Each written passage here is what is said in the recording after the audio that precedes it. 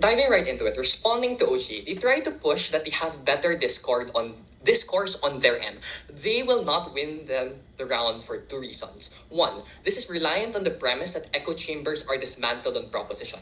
This is unlikely because the same engagement metrics they describe exist in social media, also favor people with agreeing opinions to interact with one another for engagement. If I share the same political views as you, I am still likely to interact with people that share those same political views on Facebook, regardless of whether, no matter how opinionated I am or not. So even if it is true on proposition that people have larger, stronger opinions because they're not resorting to sarcasm, it doesn't necessarily mean you lead to better discourse. So how's it any better than on proposition than when ironic comments and posts still exist on opposing ends of the political spectrum anyway? So if they're going to argue that confrontation is necessary for quality discourse, I argue that ironic comments and posts can still exist on opposite ends of the political spectrum.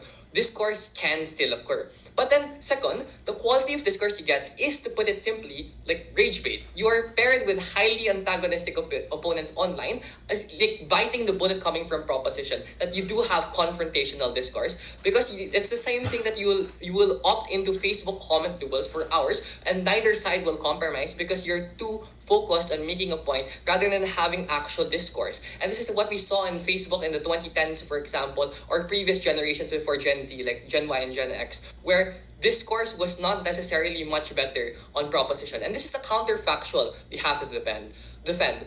Discourse that is highly polarized because people care too much to give up their political stances. And when they aren't able to prove to us why people are willing to have reasonable discourse just because they are more opinionated, I think you can't necessarily buy the idea that you get better quality discourse. So this is even biting the bullet on their end. But then two, even if quality discourse does occur, it doesn't even necessarily translate to concrete results on the ground. We would say that people's mental health is more important. Why? Because we tell you that people engage in reasonable, like people, it's not just about people engaging in reasonable discourse. It is the fact that even if they do, they are in fact helpless. People feel helpless because they are helpless. No, note that OO's quote unquote correct diagnosis is actually the wrong one. It is not that people aren't able to speak up because popular opinion is against them. It is because even if the majority of the people in your social circle who are likely to act based on the info available to them do act, the issues are so structurally entrenched that it effectively does nothing.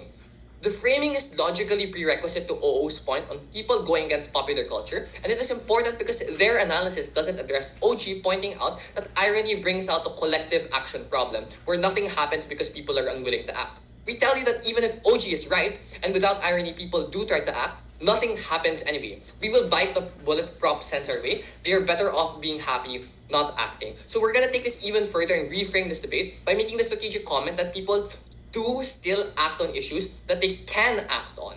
They only resort to irony when there's nothing else to be done. This is a response to OG and also a contribution that will weigh us over OO because it aligns with the real situation of the youth much more. Realize that the majority of issues that people make sarcastic or random comments about are endemic realities, are inevitable because of pre-existing structures that aggregate and consolidate power in individuals that can dictate the state of the world regardless of whether or not a bunch of teenagers make sarcastic jokes. This looks like campaign companies like Cambridge Analytica being hired by far right-wing populists who have still managed to infiltrate societies where people do care, absent sarcasm, and turn them against each other like in the US and the Philippines. They divide and conquer regardless of whether or not you are opinionated. Consolidation is nigh impossible when people with pre-existing reservoirs of wealth can artificially suppress opposition before it even forms. This looks like oil companies using that same wealth to fund politicians who lie to positions of power to make environmental campaigns fruitless because no one can feasibly switch off the heating in their house to save the environment because it would mean starving their children, when the only option and course for people to take action is structural change, and that structural change is denied to them because no one can consolidate because of these very rich and powerful individuals consolidating and creating dissent within the populace and fracturing movements before they can even form, then no change can occur. And I hate to break it as CEO, but a communal garden, or I hate to break it as CG, but a communal garden or a billion of them is in fact still not enough to clean up the literal megatons of excess carbon in the atmosphere. My point here being is that the majority of issues that people have to resort to irony and sarcasm about are issues that they can really not do anything about. There are issues that the previous generations broke the world with and that the current generations no longer have any hope to fix. And I think this is a better case than OOs because I think kids are still willing to engage with political issues, even if it is mimified to props credit, like what CG says. But I think it is useless regardless. I do still think that people care though when they have space to. People still go on pride parades, still debate like me at 5 a.m. in the morning here, still choose to elect candidates when they deserve support, when there's actual hope to make change. People do act even with irony or sarcasm, except they resort to irony and sarcasm when there is no hope. So I want to subdivide these two issues. You act when there is hope. When there's not, you resort to irony and sarcasm. And irony and sarcasm are very important defense mechanisms, coping mechanisms, to not go fucking insane when the world is literally burning around your home and there's an existential threat to your life. But before I move on, I'll take a POI.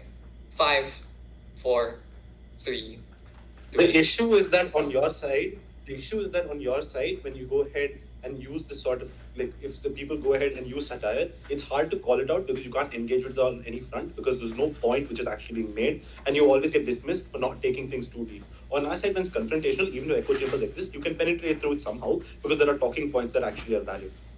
You miss the brilliance of our case when I tell you it doesn't matter if people engage. Your discourse is fucking useless in the face of structural issues that are impossible to change. But also, I note that the irony and sarcasm only exists in the first place because people feel helpless. The fight or flight response of the average human is to resort to things like irony and sarcasm to make things lighter when they feel that they are no longer able to change things. And usually, they feel that for a reason. So in cases where people do feel like they're able to change things because there is hope, like for example, go out and elect politicians that have liberal policy reforms and actually have good platforms, they are willing to speak out about that.